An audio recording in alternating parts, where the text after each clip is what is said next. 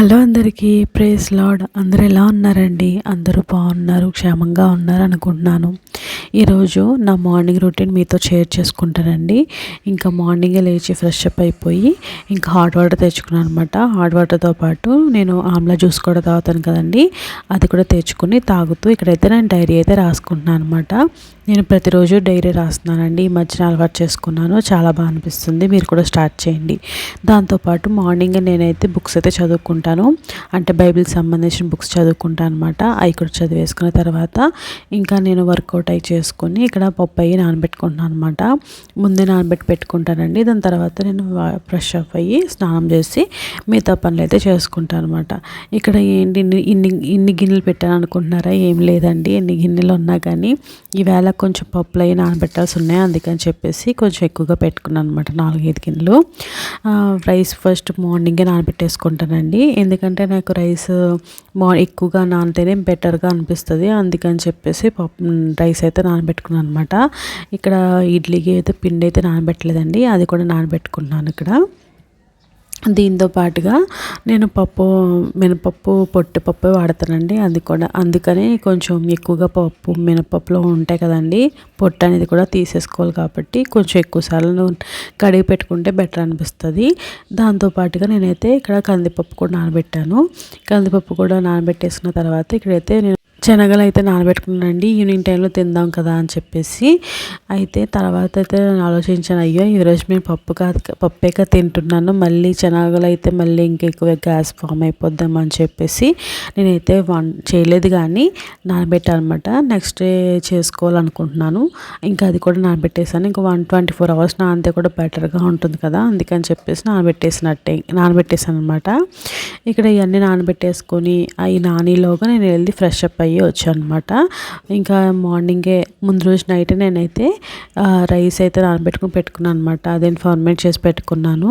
ఇంకా దాన్ని అయితే మంచిగా కొంచెం తీసుకొని ఇక్కడైతే కూర్చొని మంచిగా ప్రశాంతంగా అయితే తింటున్నాను అనమాట బ్రేక్ఫాస్ట్కి. ఇది చాలా మంచిదండి, గట్ హెల్త్కి చాలా మంచిది మనకి.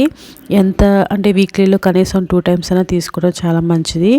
అందుకనే అండి నేను ఎక్కువగా తీసుకుంటూ ట్రై చేస్తున్నాను. రైస్ మిగిలిందంటే ఖచ్చితంగా ఇలాగే చేస్తాను అనమాట. ఎందుకంటే రైస్ మనం వేస్ట్ చేయలేము, అలానే ఫ్రిడ్జ్లో పెట్టలేము. ఫ్రిడ్జ్లో పెడితే అది మనకి బ్యాక్టీరియా కింద ఫామ్ అయిపోతుంది అనమాట. అది అంటే మనకి విషం కింద మారిపోద్ది అనమాట.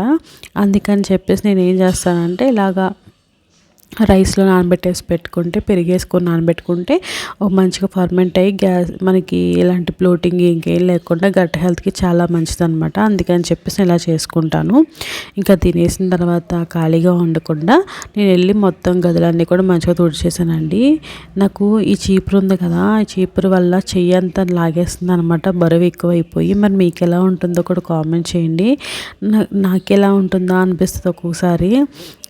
ఎంత అంటే తుడుస్తున్నాను కానీ చెయ్యి లాగేస్తుంది అనమాట, దాన్ని తగ్గట్లేదండి, ఇంక ఎక్కువైపోతుంది. ఇంకా మార్చిగా స్లోగా తుడుచుకోవాల్సి వస్తుందండి. ఇంకా తప్పదు కదా, తుడవాలి, ఇంటి పని చేసుకోవాలి కదా.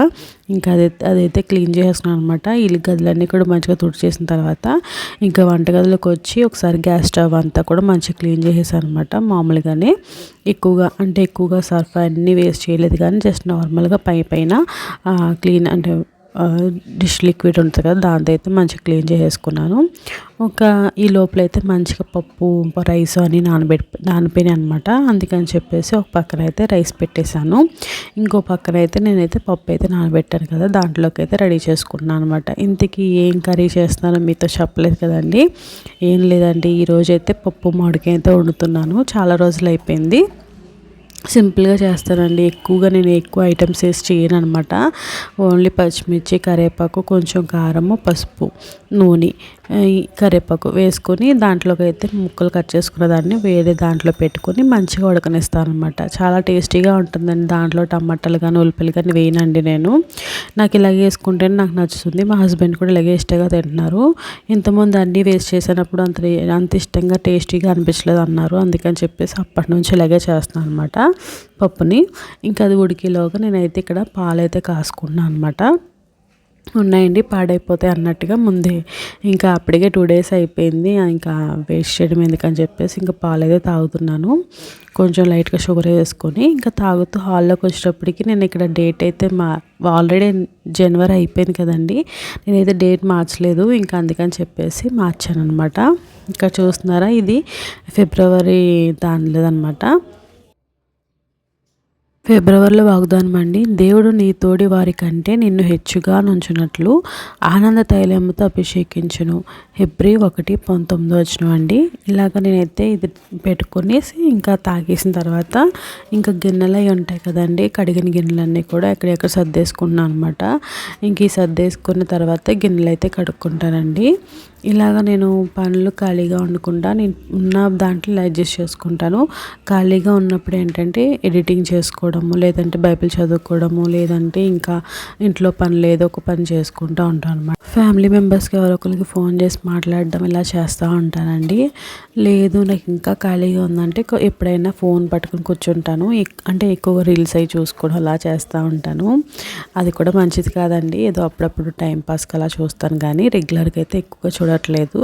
నాకు ఇదే సరిపోతుంది. ఎడిటింగు, తర్వాత వాయిస్ ఓవర్ ఇచ్చుకోవడం, నాకు ఈ టైము వీడియో తీసుకోవడం ఇలాగే సరిపోతుందండి. అది ఖాళీ ఉండట్లేదు.